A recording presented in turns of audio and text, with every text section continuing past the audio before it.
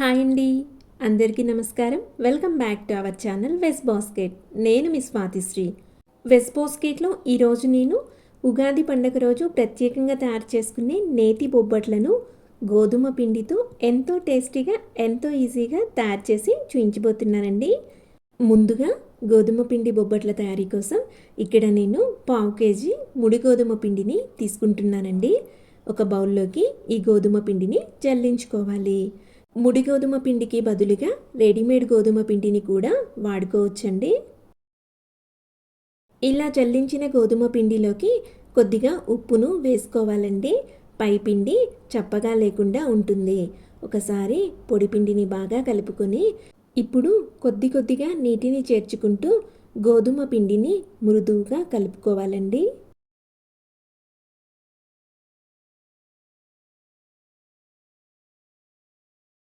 చూడండి, గోధుమ పిండిని ఇలా జిగురుగా ఉండేటట్టు కలుపుకోవాలి. ముడి గోధుమ పిండి కాబట్టి ఈ పిండి చాలా జిగురుగా ఉందండి. ఈ విధంగా పిండిని జిగురుగా కలుపుకున్న తర్వాత 4-5 టీ స్పూన్ల కరిగించిన నెయ్యిని పైనుంచి వేసుకోవాలండి. ఇలా పిండి పైన కరిగించిన నెయ్యిని వేసుకోవటం వల్ల పిండి పొడిబారకుండా ఉంటుంది.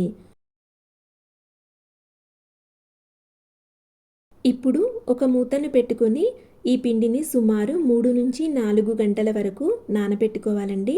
పిండి ఎంత ఎక్కువసేపు నానితే అంత బాగా వస్తాయి బొబ్బట్లు. ఇప్పుడు ఒక బౌల్ తీసుకొని అందులోకి 1/2 కేజీ పచ్చిశనగపప్పును తీసుకుంటున్నానండి. ఈ పచ్చిశనగపప్పులోకి నీటిని చేర్చుకుంటూ శుభ్రంగా 2-3 సార్లు కడగాలండి. ఇలా శుభ్రంగా కడిగిన పచ్చిశనగపప్పులోనికి తిరిగి పచ్చిశనగపప్పు ఉడకటానికి సరిపడా నీటిని చేర్చుకొని ఒక మూతను పెట్టుకొని అర్ధగంట నుండి గంట సేపు పచ్చిశనగపప్పును నానబెట్టుకోవాలండి. పప్పు ఎంత ఎక్కువసేపు నానితే అంత త్వరగా ఉడుకుతుందండి. చూడండి, ఇక్కడ నేను గంట సేపు వరకు పచ్చిశనగపప్పును నానబెట్టానండి. చక్కగా నానిపోయి ఉంది. ఇప్పుడు స్టవ్ ఆన్ చేసుకొని పచ్చిశనగపప్పును మెత్తగా ఉడికించుకోవాలండి. పచ్చిశనగపప్పు ఉడికేటప్పుడు ఇలా ఏర్పడిన పొంగును తీయటం ద్వారా పచ్చిశనగపప్పు తినడం ద్వారా వచ్చే గ్యాస్ సమస్యను కొద్ది వరకు తగ్గించుకోవచ్చంటండి. ఇలా పచ్చిశనగపప్పు ఉడుకుతూ ఉండగా మరొక పక్క బెల్లాన్ని కరిగించుకోవాలండి. ఇక్కడ నేను 1/2 కేజీ పచ్చిశనగపప్పుకి 1/2 కేజీ బెల్లాన్ని తీసుకున్నాను. ఇలా బెల్లాన్ని తరిగి తీసుకున్నానండి. బెల్లం తరిగి తీసుకోవటం ద్వారా త్వరగా కరుగుతుంది. ఇప్పుడు ఒక ప్యాన్లోకి 1/2 కేజీ బెల్లం తురుమును తీసుకోవాలండి. కొద్దిగా నీటిని చేర్చుకొని స్టవ్ ఆన్ చేసుకొని బెల్లాన్ని కరిగించుకోవాలండి. ఇలా బెల్లాన్ని కరిగించుకోవటం ద్వారా బెల్లంలో ఏమైనా నలకలు ఉంటే బెల్లం నీటిని వడగట్టడం ద్వారా నలకలు బయటికి పోతాయండి. చూడండి, ఇక్కడ బెల్లం కరిగిపోయింది. ఇప్పుడు స్టవ్ ఆఫ్ చేసుకొని ఈ బెల్లం నీటిని పక్కకు పెట్టుకోవాలి. చూడండి, ఇక్కడ పచ్చిశనగపప్పు ఉడికిపోయిందండి. ఒకసారి పచ్చిశనగపప్పు బాగా ఉడికిందో లేదో చెక్ చేసుకోవాలి. పచ్చిశనగపప్పు ఉడికిపోయిందండి. ఇప్పుడు పచ్చిశనగపప్పులోనికి ముందుగా కరిగించిన బెల్లం నీటిని వడకట్టుకోవాలండి. ఇక్కడ ఉడికిన పచ్చిశనగపప్పులో నీరు ఎంతో లేదండి. పచ్చిశనగపప్పు తేమగా ఉంది అంతే. డైరెక్ట్గా బెల్లం నీటిని పచ్చిశనగపప్పులోకి వడగడుతున్నానండి. పచ్చిశనగపప్పు ఉడికిన తర్వాత నీరు ఎక్కువగా ఉంటే పచ్చిశనగపప్పులో నుంచి నీటిని తీసివేసుకోవాలండి. తీసివేసుకున్న తర్వాత బెల్లం నీటిని వడకట్టుకోవాలి. చూడండి, ఈ విధంగా బెల్లం నీటిని వడకట్టుకున్న తర్వాత లో ఫ్లేమ్లో కొద్దిగా దగ్గరగా వచ్చే వరకు పచ్చిశనగపప్పుని బెల్లం నీటిలో ఉడికించుకోవాలండి. చూడండి, ఇక్కడ పచ్చిశనగపప్పు దగ్గరగా వచ్చేసిందండి. వీడియోలో ఉన్న కన్సిస్టెన్సీలో ఉంటే సరిపోతుందండి. ఇప్పుడు దీనిని చల్లార్చుకోవాలి. చూడండి, చల్లారిన తర్వాత ఒకసారి బాగా కలుపుకొని పచ్చిశనగపప్పును ఒక మిక్సీ జార్లోకి తీసుకోవాలండి.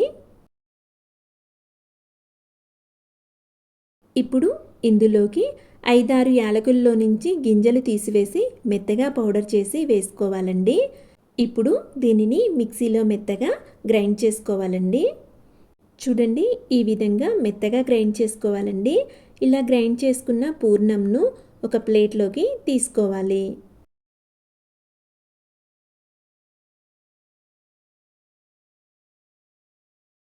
ఇప్పుడు చేతికి కొద్దిగా నెయ్యి రాసుకొని ఈ పూర్ణంను చిన్న చిన్న బాల్స్ లాగా తయారు చేసుకోవాలండి. మనకి ఏ సైజులో కావాలంటే అంత పూర్ణాన్ని తీసుకొని బాల్స్ లాగా తయారు చేసుకోవాలి. ఇదే విధంగా మిగతా వాటిని కూడా చిన్న చిన్న బాల్స్ లాగా తయారు చేసుకోవాలండి. మనకి కావాల్సినన్ని బాల్స్ లాగా తయారు చేసుకొని మిగతా పూర్ణం ఫ్రిడ్జ్లో పెట్టుకొని ఎప్పుడు కావాలంటే అప్పుడు వేడివేడిగా తయారు చేసుకోవచ్చండి. ఇక్కడ గోధుమ పిండి బాగా నానిపోయి ఉందండి. ఈ గోధుమ పిండిని ఒకసారి బాగా కలుపుకోవాలండి. బాగా కలుపుకున్న తర్వాత కొద్దిగా పిండిని బయటికి తీసుకోవాలి. ఇలా తీసుకున్న గోధుమ పిండిని ఒక చేతికి నేతిని రాసుకొని మరొక చేతితో పలుచగా ఒత్తుకోవాలండి. ఇలా పలుచగా ఒత్తుకున్న తర్వాత ముందుగా తయారు చేసి పెట్టుకున్న పూర్ణం బాల్ని పెట్టుకోవాలి. ఇప్పుడు పూర్ణాన్ని గోధుమ పిండితో వీడియోలో చూపించిన విధంగా కవర్ చేసుకోవాలండి. ఇలా కవర్ చేసుకున్న తర్వాత ఎక్స్ట్రా పిండి అనిపించినట్టయితే ఎక్స్ట్రా ఉన్న పిండిని తీసివేసుకోవాలండి. తీసివేసుకున్న తర్వాత గుండ్రంగా తయారు చేసి పెట్టుకోవాలి. ఇదే విధంగా మిగతా వాటిని కూడా తయారు చేసి పెట్టుకోవాలండి. లేదంటే ఎప్పటికప్పుడు కూడా చేసుకోవచ్చు. కావలసినన్ని చేసుకున్న తర్వాత ఇలా మిగిలిపోయిన గోధుమ పిండిని ఫ్రిడ్జ్లో స్టోర్ చేసుకొని ఎప్పుడు కావాలంటే అప్పుడు వేడివేడిగా తయారు చేసుకోవచ్చండి. ఇప్పుడు స్టవ్ ఆన్ చేసుకొని ఒక పెనం పెట్టుకొని దాని మీద కొద్దిగా నెయ్యిని వేసుకొని పెనం మొత్తం కూడా నెయ్యిని స్ప్రెడ్ చేసుకోవాలండి. ఇలా చేసుకోవటం వల్ల బొబ్బట్టు పెనంకి అంటుకుపోకుండా ఉంటుందండి.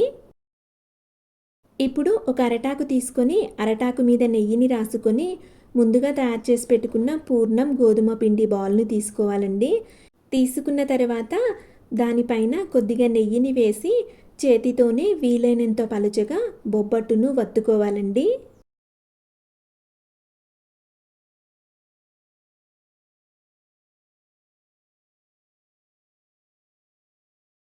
చూడండి, ఈ విధంగా బొబ్బట్టును ఒత్తుకోవాలి. ఇలా ఒత్తుకున్న బొబ్బట్టును వేడెక్కిన పెనంను మీడియం ఫ్లేమ్లోకి పెట్టుకొని నెమ్మదిగా పెనం మీదకు బొబ్బట్టును వేసుకోవాలండి.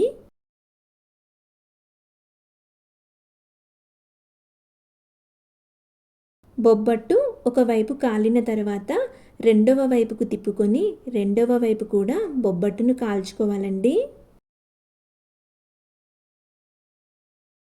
ఇప్పుడు ఒకవైపు కొద్దిగా నెయ్యిని వేసుకొని నెయ్యిని అప్లై చేసుకోవాలండి.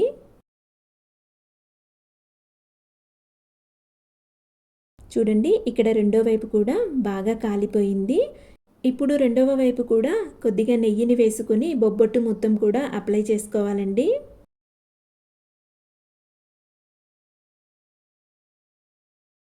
చూడండి, ఇలా రెండు వైపులా బాగా కాలిన బొబ్బట్టును ఒక ప్లేట్లోకి తీసుకోవాలి. ఇప్పుడు బొబ్బట్టును చేతితో తీసి పెనం మీద వేయటం రాని వారి కోసం ఈజీగా ఎలా వేసుకోవాలో వేసి చూపిస్తానండి. ఇప్పుడు ఒక అరటాకు తీసుకొని అరటాకు మీద కొద్దిగా నెయ్యిని అప్లై చేసుకోవాలండి. ఇప్పుడు ముందుగా తయారు చేసి పెట్టుకున్న పూర్ణం గోధుమ పిండి బాల్ని తీసుకోవాలండి. దానిపైన కూడా కొద్దిగా నెయ్యిని వేసుకొని చేతితో బొబ్బట్టును వత్తుకోవాలండి. బొబ్బట్టును మనకి వీలైనంత పలుచగా ఒత్తుకోవాలి. ఇప్పుడు ఇలా ఒత్తుకున్న బొబ్బట్టును వేడెక్కిన పెనంను మీడియం ఫ్లేమ్లోకి పెట్టుకొని ఆకుతో సహా వీడియోలో చూపించిన విధంగా వేసుకోవాలండి. ఇప్పుడు ఒక 2-3 సెకండ్ల తర్వాత నెమ్మదిగా వీడియోలో చూపించిన విధంగా ఆకు తీసివేస్తే ఈజీగా వచ్చేస్తుంది. ఇప్పుడు బొబ్బట్టు ఒకవైపు కాలిన తర్వాత రెండో వైపుకి తిప్పుకోవాలండి. ఇప్పుడు ఒకవైపు కాలిన బొబ్బట్టు మీద నెయ్యిని అప్లై చేసుకోవాలి.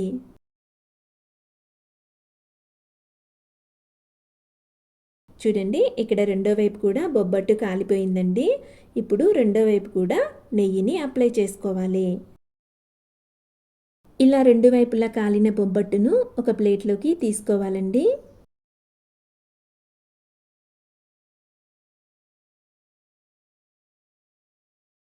ఇదే విధంగా మిగతా బొబ్బట్లను కూడా తయారు చేసుకోవాలండి. అంతేనండి, ఎంతో టేస్టీగా ఉండే గోధుమ పిండి బొబ్బట్లు రెడీ అయిపోయాయి. రెసిపీ నచ్చినట్టయితే లైక్ చేయండి, షేర్ చేయండి, కమెంట్ చేయండి. ఇటువంటి మరిన్ని రెసిపీస్ కోసం నా ఛానల్ను తప్పకుండా సబ్స్క్రైబ్ చేసుకోండి. Thank you for watching.